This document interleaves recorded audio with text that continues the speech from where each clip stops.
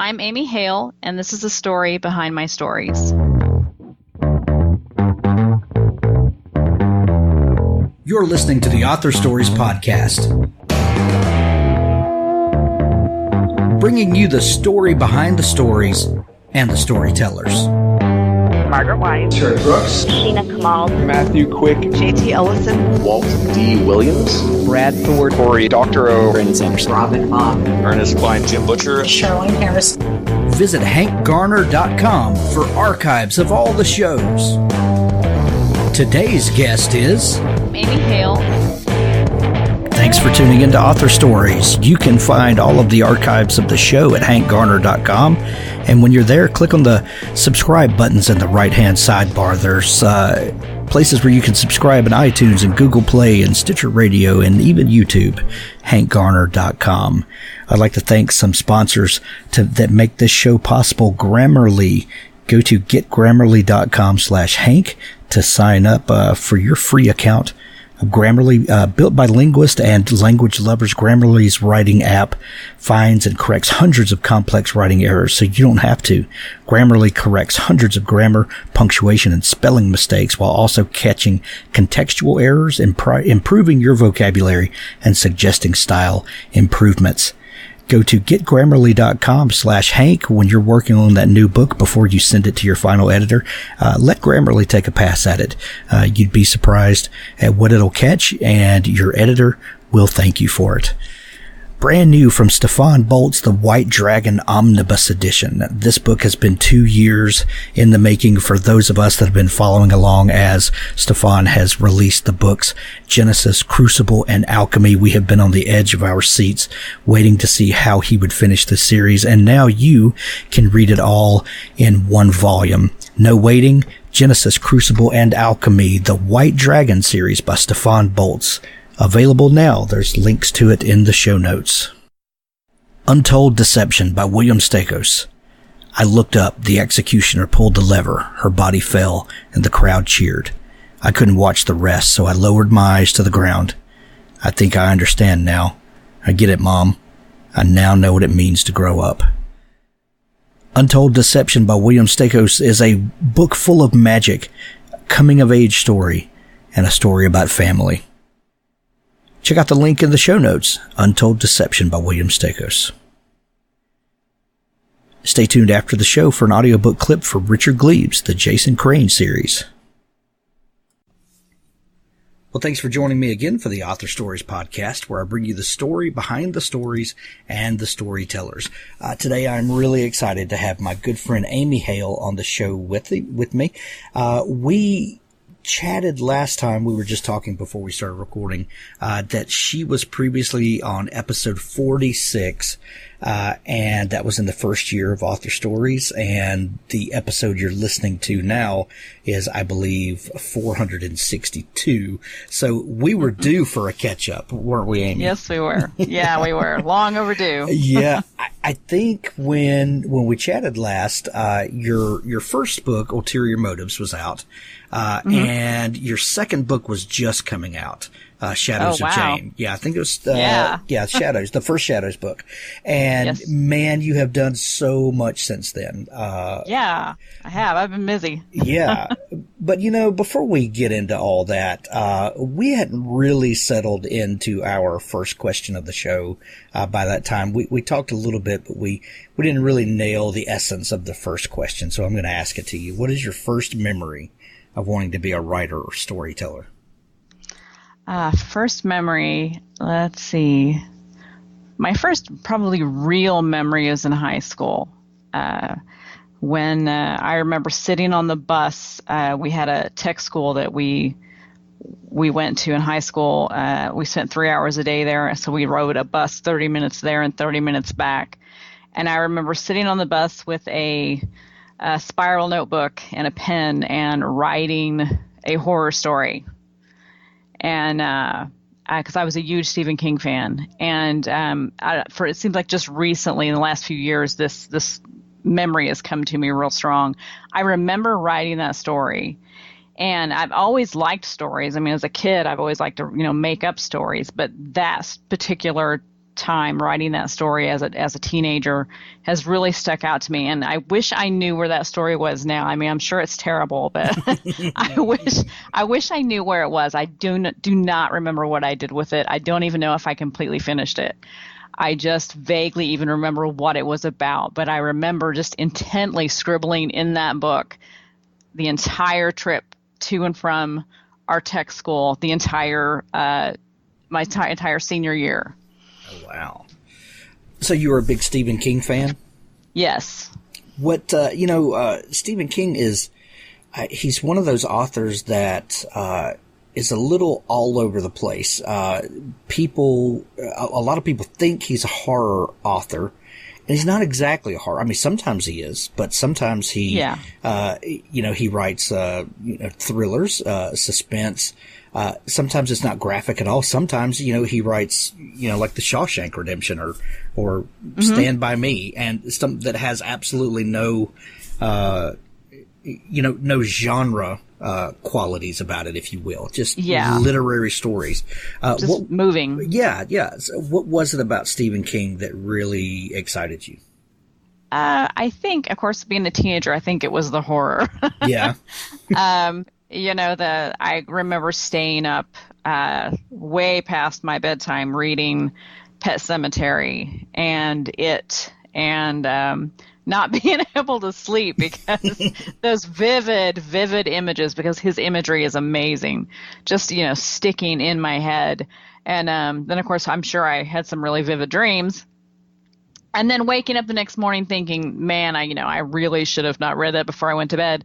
But also thinking, wow, to be able to write in a way that you can, literally keep someone up, or make them have nightmares or dreams where, a movie, easy. Yeah. I mean, it's right there. It's in front of your eyes.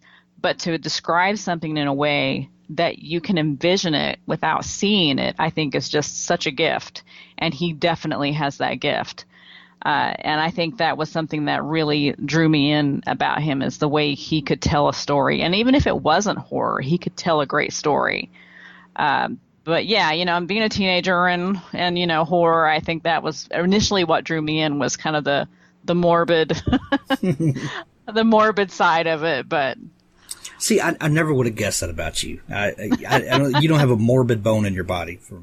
No, not really. I mean, that's not me so much now, but it was me as a teen. Yeah. Oh, that's so funny.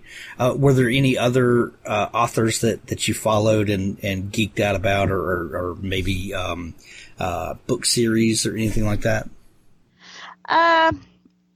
No, I mean, I like George Orwell, which was another kind of weird. I did like Edgar Allan Poe. I remember enjoying some of the Sherlock Holmes stories. So I guess I really liked kind of the quirky mystery type stuff the most, I think. I do remember, which is kind of way out there compared to what I just brought up, but I do remember one of the first books that I remember really drawing me back into reading outside of, my childhood, the stuff that my parents read to me. But I remember sitting down and reading and just really being sucked in, was Little Women by Louisa May Alcott. And it was required reading. So, it's one of those things I had to read it, but I remember reading it and thinking, wow, I'm actually enjoying this for a change. And so I think that's probably the book that made me think, I'm gonna start actually reading for pleasure for a change. And I think that's kind of the book that really got me to where I was looking for books for entertainment instead of just because I had to. Right. Well, looking at your influences, that I start seeing a lot of those things seeping into the stories that you tell, and I'm always fascinated by those early influences and those early things that really set the imagination off, because I think you can follow those threads, throughout your writing life a lot of times, and then not that we necessarily wear those influences on our sleeve, but those things kind of tend to inform the the types of stories we tell. And Yeah. then especially when you get Louisa May Alcott meets Stephen King, you get these really interesting twists and turns. It's pretty cool. Pride and Prejudice zombies kind of thing. Yeah, exactly. Yes. Yeah. So the last time we talked, we talked a good bit about your previous writing life, and that you had done a good bit of nonfiction writing, and that's actually how you and I met back in a former life, and Yes. we were bloggers and podcasters and stuff, and met, and we still have mutual friends and all of that good stuff, but you decided to come back to fiction writing, and I say back to fiction writing because that bug had bitten you in high school, as you talked about your senior year there. What was it that brought you back to fiction after, and do you think that all of that time spent writing nonfiction, kept your writing skills sharp? Do you think that even though you weren't writing fiction, just the act of, getting your thoughts down, turning a phrase, even if it's nonfiction, you still have to engage your audience. So what brought you back to it? And do you feel like that time spent doing other things, has served you well as a fiction writer? I think what brought me back to it was just after a while, I realized that despite the fact that I enjoyed what I was doing, I mean, I enjoyed helping people with the stuff that we were working on, I really didn't feel fulfilled. My creative side wasn't being let out like I wanted it to. And after discussing it with my husband and talking about this, because I'd been discussing for a while, I said, I have this crazy story in my head, and it was the Ulterior Motives book. And I just kept kind of bringing it up here and there, and he's finally just like, why don't you write this down? And I think, I guess I oughta. And I just kind of hem and hawed. And then finally, we decided, I'm just going to go for it. Why not? It's time to either do it or don't, but I need to do something with this. So, I decided to give it a shot. And I'm glad I did, because I really am, even though maybe the pay is very different. I'm much happier doing this. Much more fulfilled. And even though, it has its ups and downs for sure. It's much different than working for someone else and writing for a magazine and whatnot. I am much happier doing this. So I'm glad that I decided to go ahead and take that leap. But as for writing the nonfiction, yes, it's absolutely helped me. I think it helped me kind of learn how to, like you said, engage the audience, how to pull information from various areas and share it in a way that isn't just repeating the same thing over and over. Because I had to do a lot of research when I was writing for the various magazines. I had to find ways to make that same information entertaining, or, because you have to repeat yourself a lot depending on some of this health stuff that we were talking about. So, it definitely did help me. And I learned a lot, just, of course, working with the various editors as well. They helped me see things that I previously didn't see. So, I think, what's the saying? Writers write. Yeah. So exactly. I think the more you write, the more you learn, no matter what it is. Exactly. So I don't think it ever hurts to just continue, whether it's fiction, nonfiction, or whatever. So. Yeah, I completely agree with you. You mentioned that first book, Ulterior Motives, and this book was a romantic suspense, or is a romantic suspense. It's still available everywhere, just because you wrote it a couple of years ago. You had this phenomenal cover of this rose, and it's like the rose bud is on fire, and I read that book, and I was just like, man, this is a great story.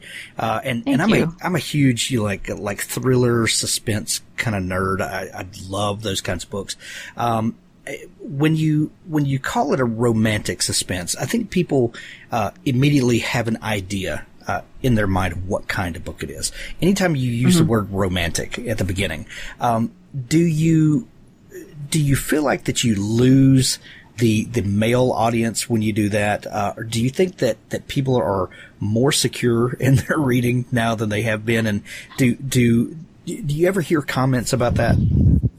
Yeah, I mean, it is kind of tough. And I did kind of worry about in the beginning because I did think that male readers would enjoy the story as well. I know my husband, when it was on audiobook, my husband took the audiobook with him and he would listen to it like on his way to work and stuff. And he's like, this is my favorite book ever. And he listens to Vince Flynn and all those other ones. Oh, yeah. But, he's like, this is a fantastic story. And I'm like, and I think he was very surprised, not that he didn't think I could do it, but he'd heard me talking about this book all this time and just little bits and pieces, and he'd never actually seen my fiction writing kind of all put together and polished up.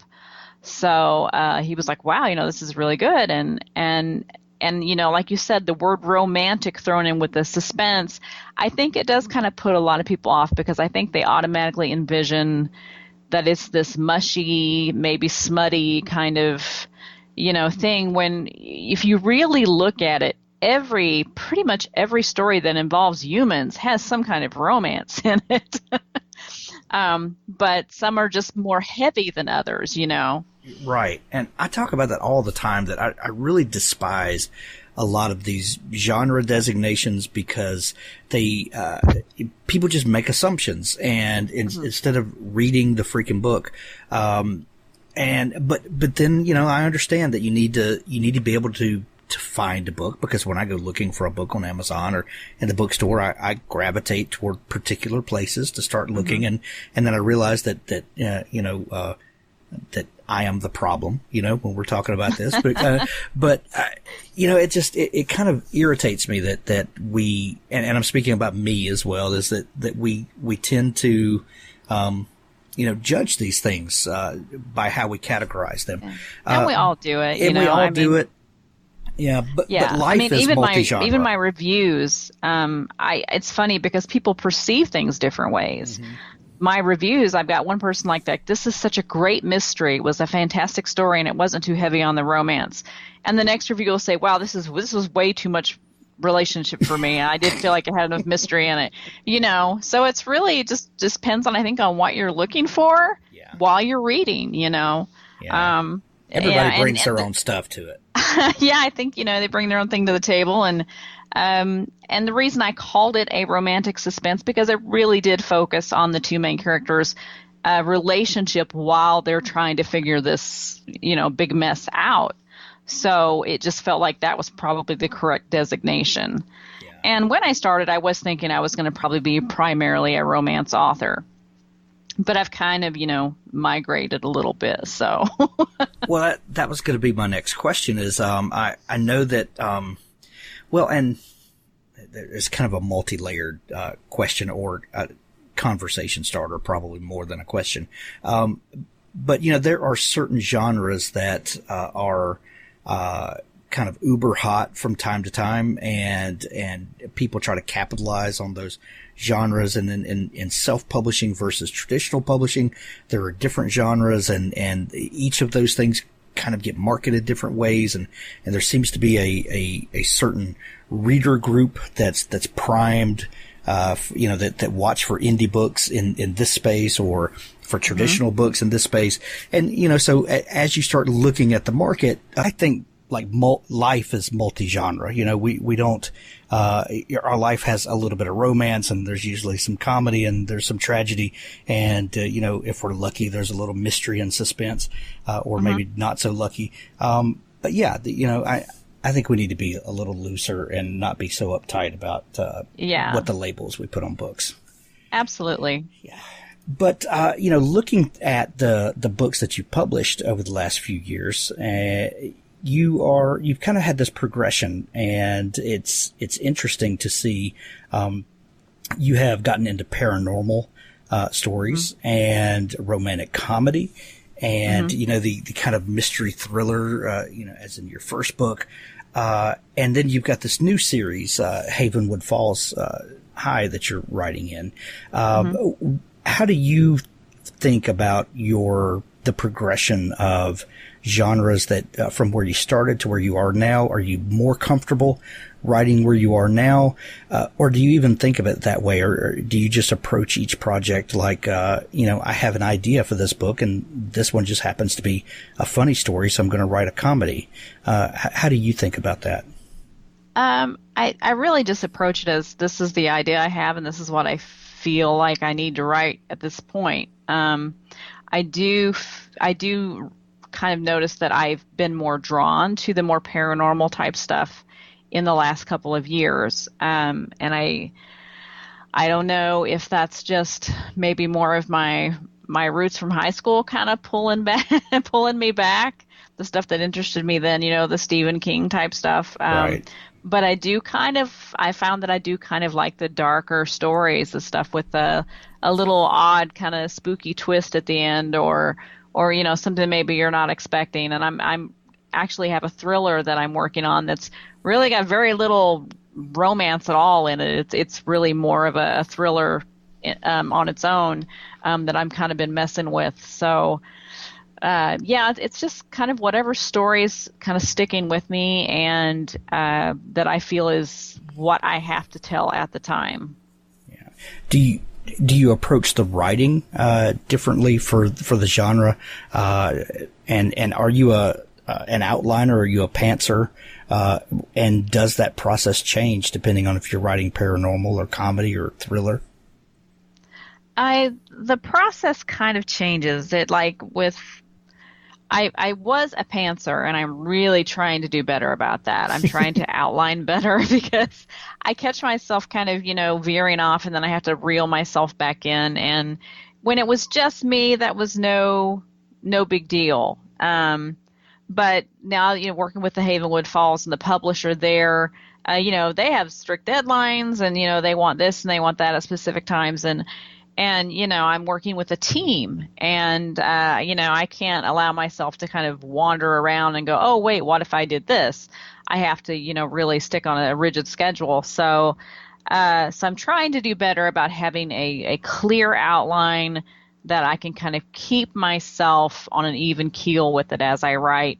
And then also, I discuss ideas with my editor as I'm writing and say, okay, well, here's kind of where this seems to be going. What do you think? Do we do this? Because with Havenwood Falls, we have a world Bible, since there are several of us writing in this same town. So we have to make sure that everything lines up accordingly to, the way that this town has been set up and the rules and, blah, blah, blah.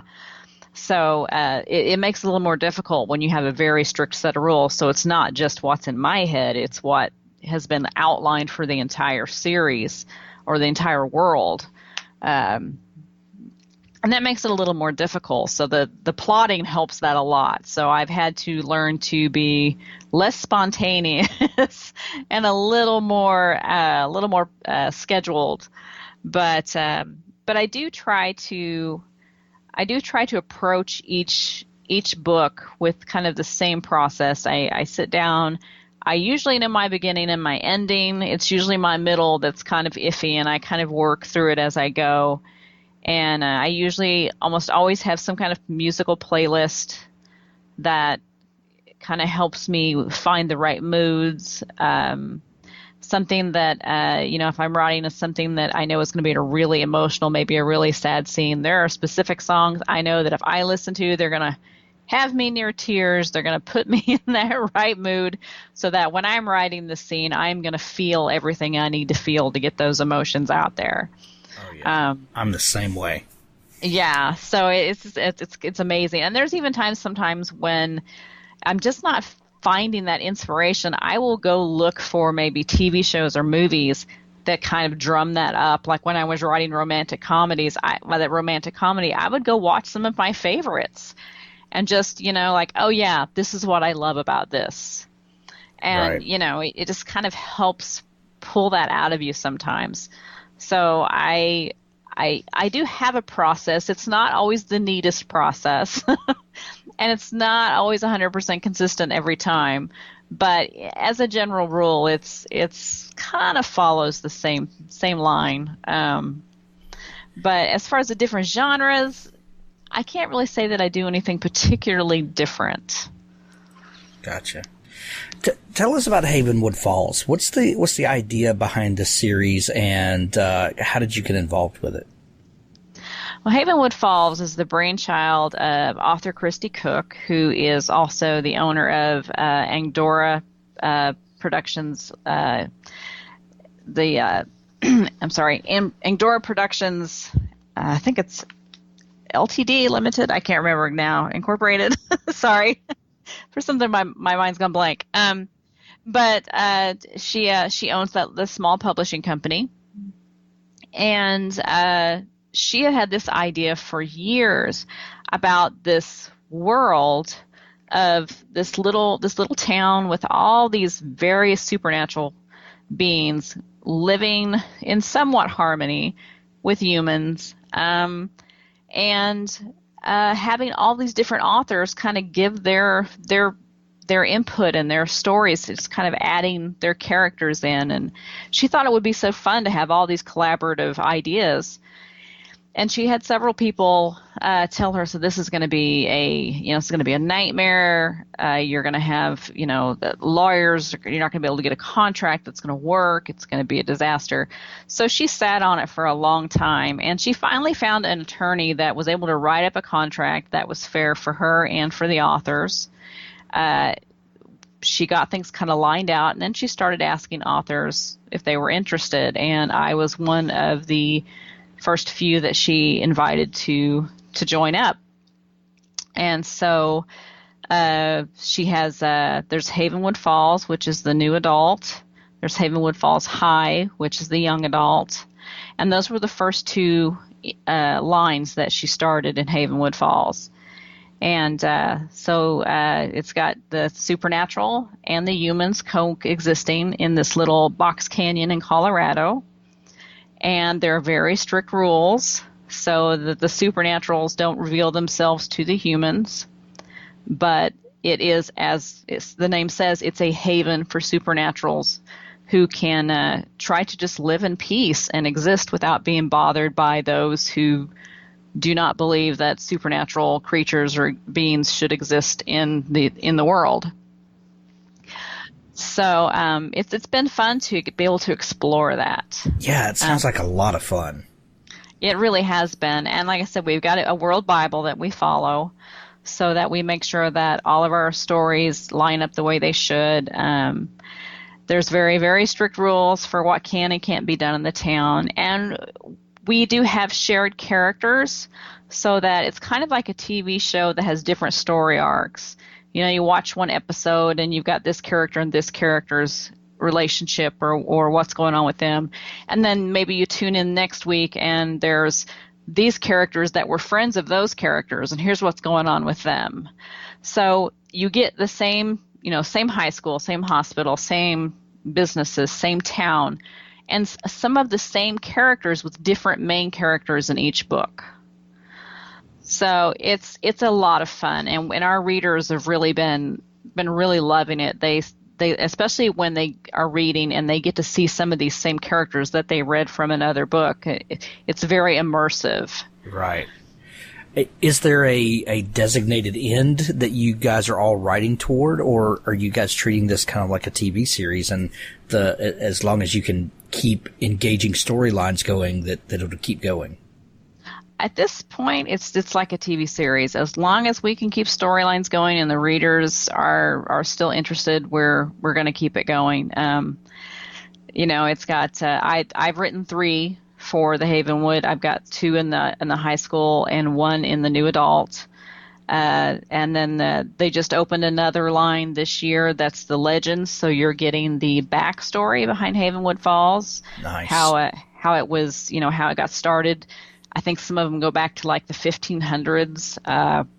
So you're getting way back how they found the town, how they founded it, how they, put it all together and came up with the rules and whatnot. And then they're getting ready to release, I think next month is the Sin and Silk line, which is the steamy side of Havenwood Falls for the people that want the the naughtier stuff. So, so it's a little something for everybody in there. Yeah. Are you writing any of those? Or are you staying Not over? at the moment. Okay. You're staying in the PG line.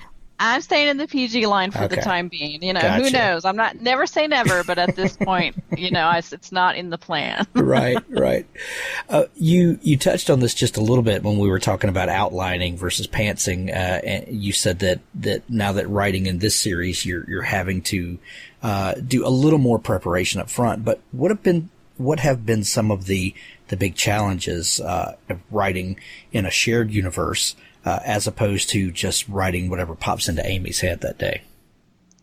Oh, well, like for example, the book that comes out tomorrow, Blood and Iron, which is part of the high school the Havenwood Falls High, is I had some things that I was going to do with this particular main character, Miranda.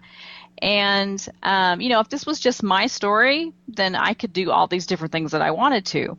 But as I turned it into the editor, and she sent some notes back, and she said, "Wait a minute, you can't do this because, so and so has already done this, and it's gonna clash with what's already happened here, and then this isn't gonna make sense because there's a certain ward on the town. So this, if she leaves town, this doesn't make sense." So it's just like, oh wait, yeah, I forgot I have to remember all these rules.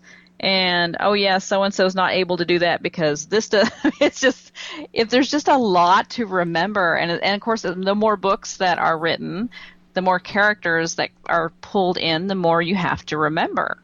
Right. And these books are written, we're trying to write them standalone so that you don't particularly have to read them in any specific order. So you don't have to worry about, oh no, I have to find book one and there's 30 books out. But at the same time, there's a few that it's probably better if you start with a specific book. If you're going to, like with mine aren't written in a specific order, but if you really want to make sure that you're not getting tiny spoilers, you probably want to start with my Somewhere Within, then go to Flames Among the Frost, and then go to Blood and Iron, just because there are tiny spoilers in each one if you read them out of the order that I wrote them.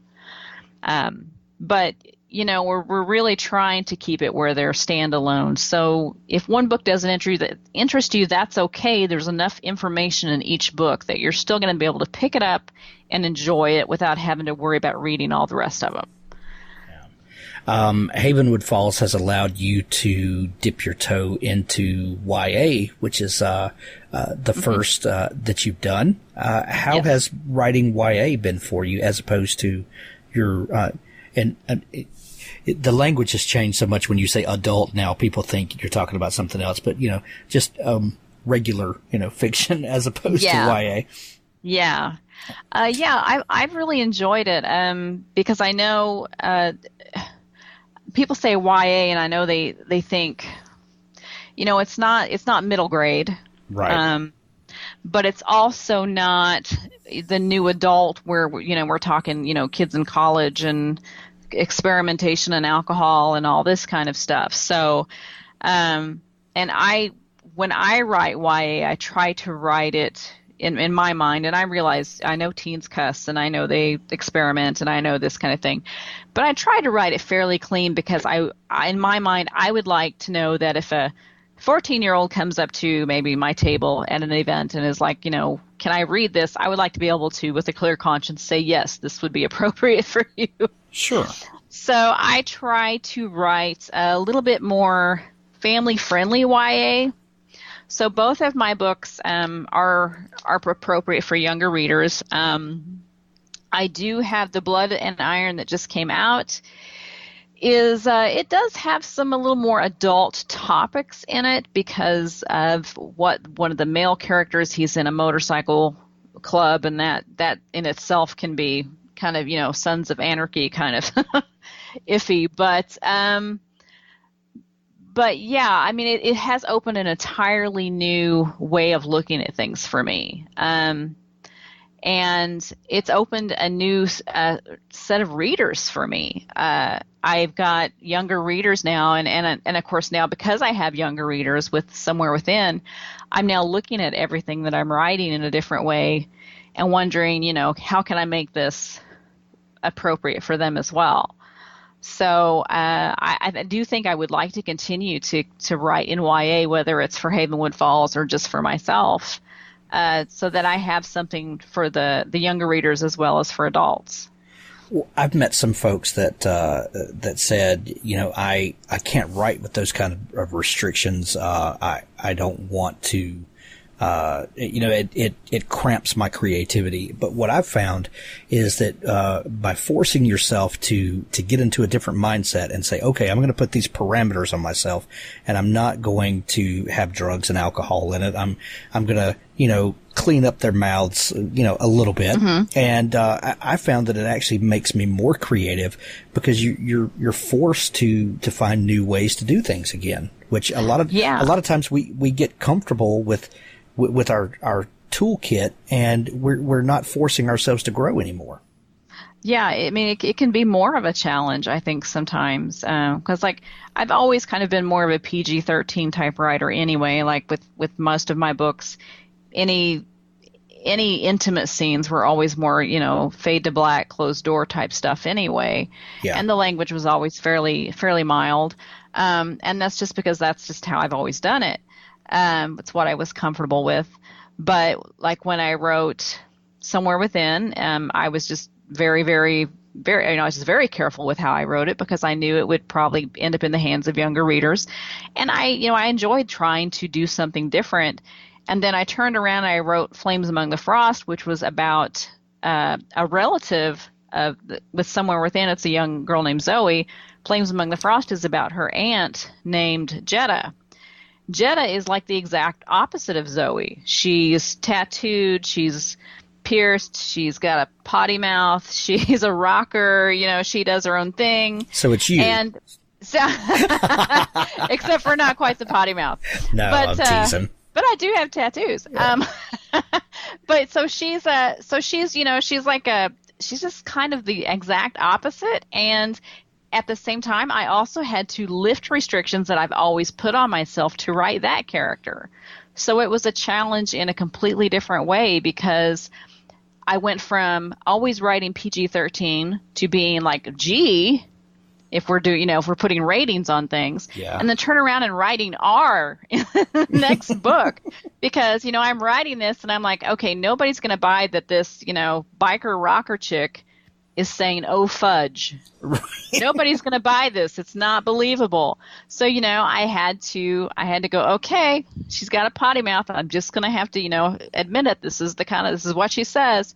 And I had to just put it in there. And of course, once I allowed myself to do that, then it flowed so much easier. Yeah. And because I was struggling with it before. And then afterwards I was like, okay, I may not personally talk like that myself, but this isn't me. This is the character, and that's okay. This is what this story is about. So, yeah, I mean, it was kind of one of those things where I just found myself cringing at first, but when it was done, I was very happy with the end product. So, well, it's a tough threshold to walk over in the beginning, that to releasing yourself from being responsible for what your characters do. And we're worried. Well, what if one of my kids reads this? What if that readers always think. And we say this, and I don't know that readers actually think this, but something we worry about, that readers are going to think that this character is me, and it's just this character that I came up with, and you finally just have to let that go and say, this is the character. I'm a writer. I write fiction, and people are just going to have to deal with it. Yeah, I make stuff up. This is not, And, you do occasionally get that question, is there a part of you in each of your characters? And sometimes there is, but it's not always the really bad parts, and it's not always the really good parts. Well, so, you just have to just let that go and be true to the character. Otherwise, the story is just not going to be as good as it could be. Yeah. Well, I think we all write a little bit of ourselves in each of our characters, and what readers would probably be most surprised at is that the ones that we think are most like us are not who they think. Probably, yeah. And y'all will just have to keep wondering. Well, let's keep you guessing. Yeah. You talked about meeting readers, and I know you do a ton of like live events where you go and meet readers, and you do conferences and cons and a lot of meet and greets. How has that been for you in building your audience and meeting your audience? A lot of genres don't have a lot of meetup type events like that. And how has that been for you, being able to actually meet people that read your books? I think it's probably my favorite part of the job.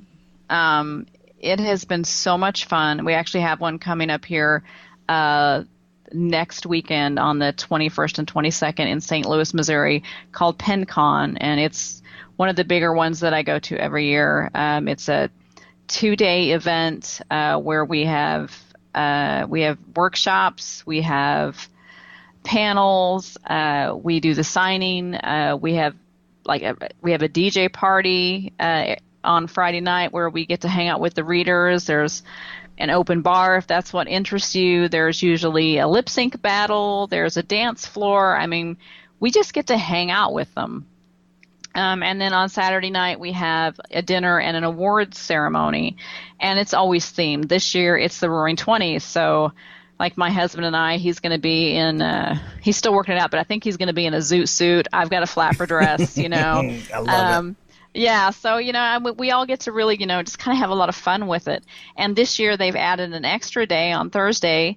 They've added a day just for authors as an educational day. So, because we usually don't get to leave our signing tables to always attend all these panels. So we're going to get to spend Thursday hearing from people who are doing really well in their field, learning about marketing, learning about, these various things that maybe we're all struggling with. And then Thursday night, we're having a murder mystery party. So, they just keep adding all these fun things.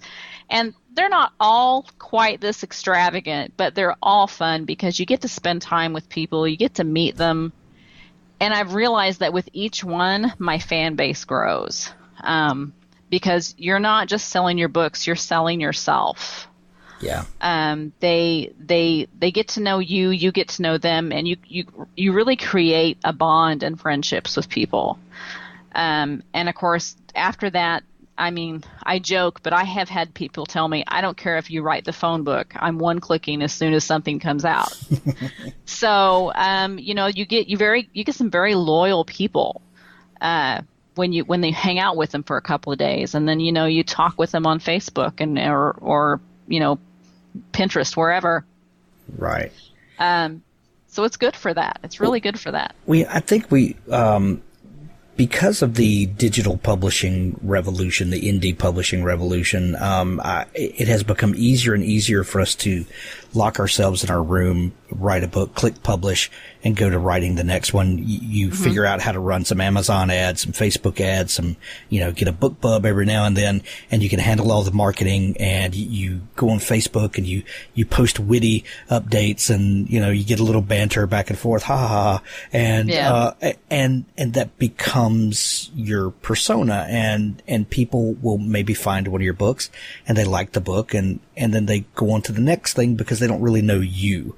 And I think we've made it so easy that to not engage people in the real world, that maybe that is hurting us building an author brand, and instead of maybe our book brand, because like you said, when you get to know people and you put yourself out there, you get people that will follow you because they love you no matter what you put out. And then when you decide to go write a romantic comedy one day and a thriller maybe next month, and then Havenwood Falls, they say, well, I trust Amy, so she's going to take me to these different places, and it's going to be awesome. Yeah. And we've even my brand, my marketing strategy has changed because of that. I used to have this kind of flowery logo, and it was Adventures with Heart was my tagline. And in the last year, my husband and I have talked about it, and we've decided because I'm not writing a lot of flowery stuff, it really doesn't fit anymore. So we decided, instead of branding my work, to brand me. Yeah. And so now it's Amy Hale with a signature, and my tagline is short and sassy storyteller.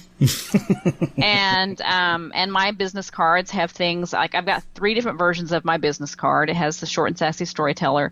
One version says I write things. Another version says powered by wine and chocolate. And another one says my imaginary friends are hot. So, and I've got them just kind of mixed up with, so that you get random cards when you take the cards off my table. But this is me. This is who I am. I'm kind of quirky. I say weird things. I'm definitely short. I'm only 5'3". I'm definitely sassy. So, it just fits who I am. So yeah. This is me. This is who you're getting when you're picking up my work, because there's a little bit of me in everything I write. Right.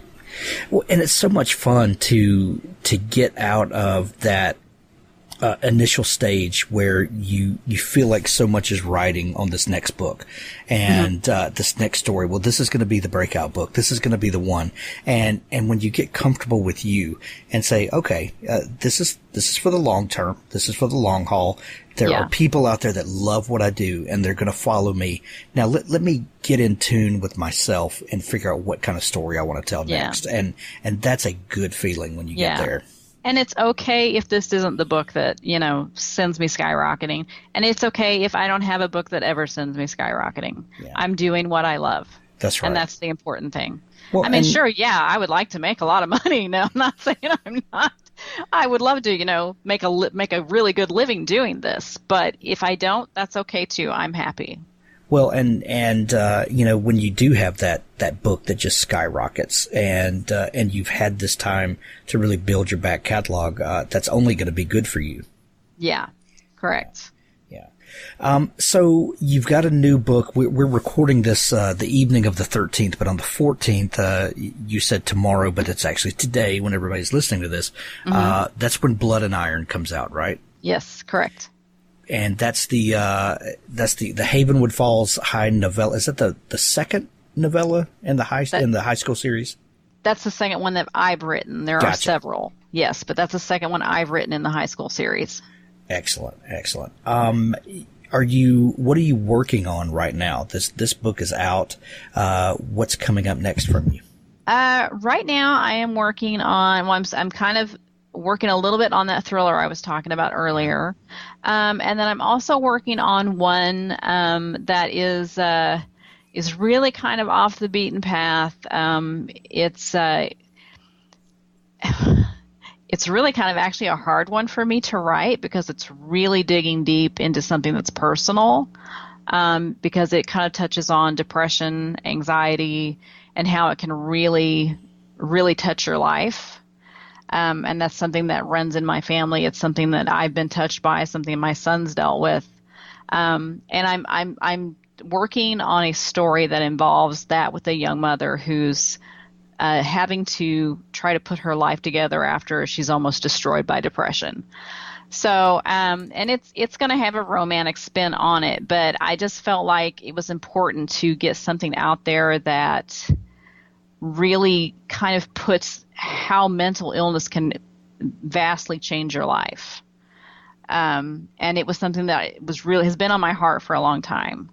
So this one's going to be a little deeper, maybe a little darker. I mean, like I said, I'm still in the process, so I really don't know for sure all the twists and turns it's going to take. I have cried several times writing it. That's a good sign. So I'm assuming there's, if I get this out the way that I'm trying to, the readers, should have a few tears as well, because I'm really trying to bring out the emotions and what people with depression go through. I think that's something that affects a lot more people than are comfortable talking about it. And hopefully through a novel and an engaging story, that we can ease some of those fears about dealing with it out in the light of day. Yeah. And it needs to be discussed. It really does. I mean, the stigma around it is, I think, why suicide is such an issue, because people are afraid to talk. They're afraid to let people know they need help. And like I said, it's something that's deeply personal for me and my family. So it's been something that's been on my heart a while. And I thought, if I can take this and make a fictional story that touches people and maybe helps open this conversation a little bit more, then that's what I want to do. So that's what I've been working on now. The working title right now is While I Was Broken. And I do not have a release date at this time, but I'm hoping to be able to have a cover and release date soon. Nice. Well, I can't wait to see that, Amy, when it comes out. That's let us know, and we'll update show notes and stuff to Absolutely let folks know when that's coming out. Great, thanks. But right now, today, Blood and Iron, a Havenwood Falls High Novella, is out. There's a picture and a link to it in the show notes. We're going to send everybody to pick up a copy of it. Amy, if people are just discovering you for the first time, where can they find you online and connect with you and dig into all that you do? Okay, well, my website is authoramyhale.com. And, of course, you can find me on facebook.com/authoramyhale. That's my fan page. I also have a reader page. That's a group that we do live chats. We do giveaways, things like that. That is Facebook, and it's look for Hale's Angels. And that's our that's our group. So if you find our group Hale's Angels, you can join. And like I said, we do usually live chats once a week. We do giveaways. We have a lot of fun in there.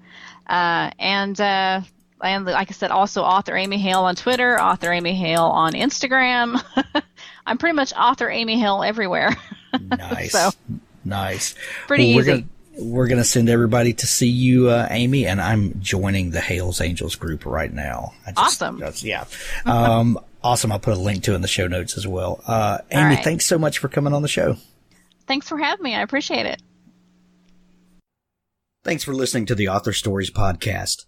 For more great author interviews like this one, go to hankgarner.com and dig through the archives. There's something there I know you'll love. Now stay tuned for a special audio clip from Richard Gleaves' The Jason Crane series. No use crying over spilled milk. Eliza hated that cliché.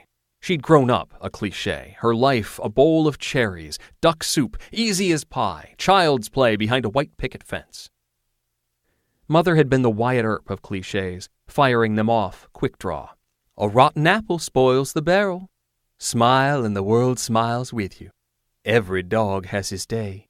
Children should be seen and not heard. She believed them all, particularly this last. Eliza obliged, preferring to wander the streets of Wytheville, Virginia on her own lonesome terms. The divorce left Laura a spinster librarian, and one false step on icy stairs left her an invalid as well. The accident happened on New Year's Eve, 1950. Laura had just locked the doors of Wytheville Public Library.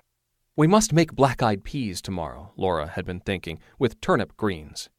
That ensured a lucky new year, and if you swept some money over your threshold, a prosperous one, too. She loved those old Southern traditions. She looked both ways, checking for Negroes, but turned to heel on the icy marble of the stairs and fell into the bushes below, breaking the long bones in both legs. Eliza had taken advantage of her mother's absence. She'd lost her virginity that same night. She'd swept Ron Partridge over her threshold, initiating her own beloved tradition. She was nursing a hangover, giddily reliving the event. But around 8:30 she realized that her mother had not come down to breakfast. She checked her mother's bedroom, found it empty, took the bus down to the library, climbed the high stairs, knocked hard on the library doors, and heard a groan below. Laura lay under the William Penn barberry bushes, below the yellow-trimmed windows of the non-fiction section. Her white stockings ran Jezebel red with blood. Sweat and melted snow had soaked her blouse, and her gray forehead blazed. The broken bones didn't kill Laura Merrick. She lay in the hospital, wheezing, her legs mortared up in casts. She had few visitors after the first week. Her church group was glad to fret over a poor thing for a day or two, but they trickled away when Laura had the bad manners to linger. On Valentine's Day, as her mother slept, Eliza drew big sloppy hearts on her casts. Laura harumphed when she woke and insisted on keeping her legs hidden beneath blankets afterwards. But in late March, something miraculous happened. Laura's self-control dropped. She ranted at nurses, spit at doctors, swore like a Navy pilot dropping F-bombs on Hiroshima. She had dementia, the doctors said. Eliza decided that her mother had just stopped believing her own bullshit. The spells continued over the next 2 weeks, and Eliza enjoyed her mother's company for the first time. They swapped bawdy jokes, ogled the handsome interns, and chattered like best girlfriends late into the evening. They had long conversations, and Laura spoke her own mind in her own words about things that mattered to her. It broke Eliza's heart when the prim, condescending librarian returned. Laura hardly acknowledged anything that had passed between them. The clichés returned. You can't have your cake and eat it too. A leopard doesn't change its spots. Nothing is certain except death and taxes. This last proved true. On April 15th, Laura Merrick marked her Bible with a tongue depressor, set it on her nightstand, leaned back against the headboard, and coughed blood down the front of her nightdress. Eliza found her that way, dead as the proverbial doornail, and yes, the blood was thicker than water, just as her mother had always said. Much thicker than water, in fact, perhaps as thick as molasses in January.